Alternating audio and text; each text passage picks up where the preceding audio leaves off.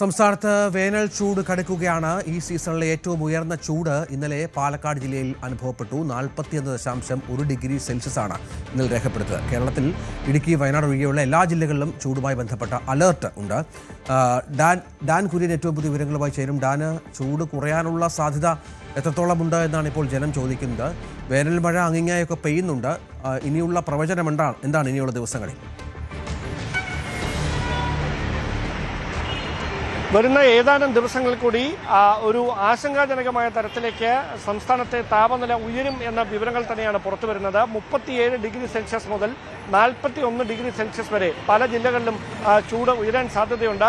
ഈ സീസണിലെ ഏറ്റവും ഉയർന്ന ചൂട് ഇന്നലെ പാലക്കാടാണ് രേഖപ്പെടുത്തിയിരിക്കുന്നത്. 41.3 ഡിഗ്രി സെൽഷ്യസ് ആണ് ഇന്നലെ പാലക്കാട് രേഖപ്പെടുത്തിയ ചൂട്. കൊല്ലം, പുനലൂരിലടക്കം കഴിഞ്ഞ ദിവസം 39 ഡിഗ്രിയിലേക്ക് ചൂട് ഉയർന്നിരുന്നു. സമാനമായ തരത്തിൽ ഇടുക്കി, വയനാട് ഒഴികെയുള്ള 12 ജില്ലകളിലും അലേർട്ട് നിലനിൽക്കുകയാണ്. 11 മണിക്കും 3 മണിക്കും ഇടയിലുള്ള സമയത്ത് നേരിട്ട് ശരീരത്തിൽ വെയിലേൽക്കുന്നത് ഒഴിവാക്കണം എന്ന കൃത്യമായ നിർദ്ദേശമാണ് വന്നിരിക്കുന്നത്.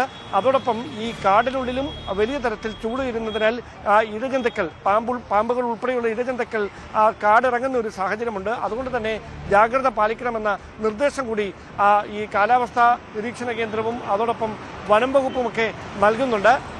ഈ അൾട്രാവയലറ്റ് വികിരണം ഉണ്ടാകാനുള്ള സാധ്യത അതൊരു വശത്തുണ്ട്. ഉഷ്ണതരംഗ സാധ്യത മറുവശത്ത് നിലനിൽക്കുന്നു. ഇങ്ങനെ ഒരു ആശങ്ക ഉളവാക്കുന്ന തരത്തിലേക്ക് അന്തരീക്ഷ താപനില ഉയരുന്ന സാഹചര്യമാണ് നിലവിൽ.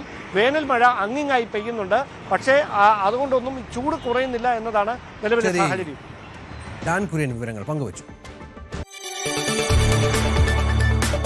കൂടുതൽ വാർത്തകൾക്ക് News 18 Keralam YouTube channel subscribe ചെയ്യുക.